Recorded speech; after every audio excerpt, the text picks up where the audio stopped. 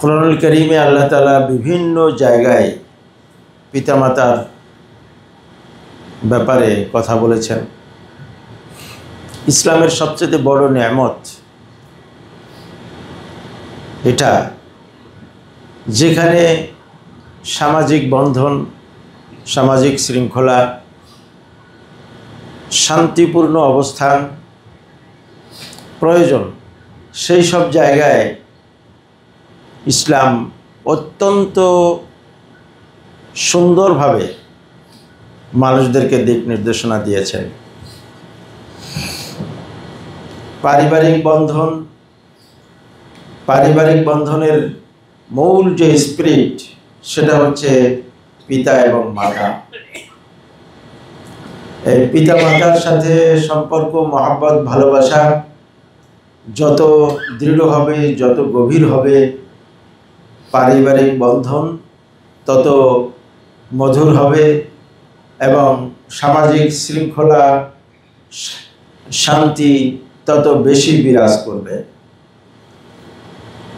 আমরা ইউরোপিয়ান কান্ট্রিতে বা অন্যান্য জায়গায় যেখানে ইসলাম অবর্তমান, যেখানে ইসলাম নাই, সে সমস্ত জায়গায় পিতামাতার সম্পর্কে, পিতামাতার সাথে গভীর সম্পর্ক অর্জনের বিষয়গুলো কোরআন যেভাবে আমাদেরকে উপস্থাপন করেছে, অন্য কোনো ধর্মাবলম্বীদের জন্য এইরকম উপস্থাপন নাই। আমরা বলি আলহামদুলিল্লাহ। মামা আয়াতটি উল্লেখ করেছেন, আল্লাহ তাআলা বলছেন ওয়াখফিদ লাহুমা জানাহা যুল্লি মিনার রাহমা। কোরআন যে আল্লাহর বাণী, আরবি ভাষা সম্পর্কে যার যত বেশি জ্ঞান, সে তত এই শব্দগুলো, শব্দ চয়ন এবং শব্দ চয়নের মধ্যে যথার্থতা, এটা তারা তত বেশি অনুধাবন করতে পারবে। দেখুন, এই আয়াতের মধ্যে আল্লাহ তাআলা একটা শব্দ বলেছেন, জানাহ। জানাহ কি বলেছেন? একটু জোরে বলেন তো। জানাহ, জিম, নুন, আলিফ, হা, জানাহ। এই জানাহ শব্দটা উল্লেখ করেছেন। দেখুন, এই জানাহ শব্দটা দিয়ে আল্লাহ তাআলা কত বিশাল একটা জিনিস আমাদের সামনে উপস্থাপন করেছেন। আচ্ছা বলুন তো, আনুগত্যের কি কোনো ডানা আছে? ডানা আছে কার? পাখি। একটা দৃশ্যকে আল্লাহ তাআলা এই শব্দ দিয়ে চয়ন করেছেন। দৃশ্যটা কি?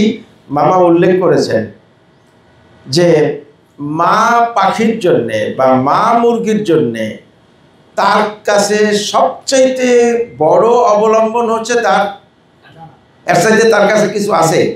আপনার কাছে ল্যাপ আছে, আপনার কাছে তোষক আছে, আপনার কাছে খাট আছে, আপনার কাছে এসি আছে, আপনার কাছে অনেক কিছু আছে, কিন্তু ওর কাছে কি এই ডানা এছাড়া আর কিছু আছে? আর কিছু নাই।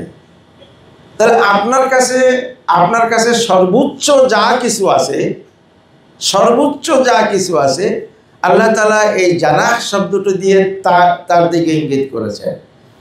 পাখির কাছে সবচেয়ে সর্বোচ্চ অবলম্বন কি? তার ডানা। তাহলে এই দিকে ইঙ্গিত করে আল্লাহ তাআলা ওই দৃশ্যকে আমাদের সামনে নিয়ে এসেছেন যে মা পাখি তার বাচ্চাদের জন্যে, বাচ্চাদের শান্তির জন্যে, বাচ্চাদের আরামের জন্যে, বাচ্চাদের নিরাপত্তার জন্যে সে তার কাছে যা সবচেয়ে বেশি বড় অবলম্বন, সেটা সে বিস্তৃত করে দেয়।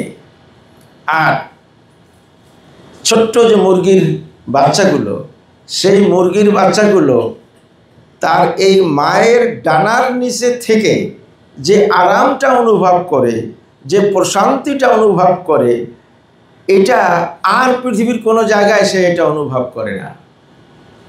এই দৃশ্য বুঝাবার জন্যে আল্লাহ রাব্বুল আলামিন এখানে জানাহ শব্দটি নিয়ে এসেছেন।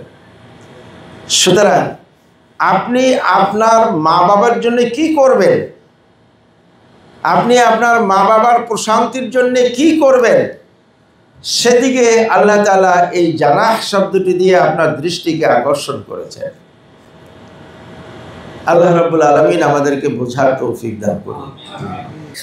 আল্লাহ তাআলা এখানে সেই ব্যবহার করেছেন জানাহাদুল্লি মিনার রাহমা। যাই হোক, তো আমরা আমার মা বাবার প্রতি সতর্ক হই।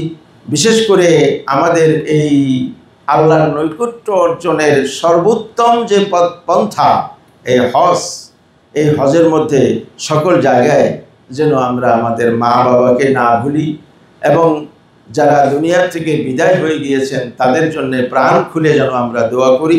এই দোয়ার মাধ্যমে ফায়দা হবে কার? ফায়দা হবে আপনার, ফায়দা হবে আপনার।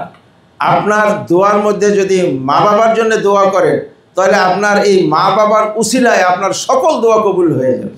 আলহামদুলিল্লাহ, আলহামদুলিল্লাহ।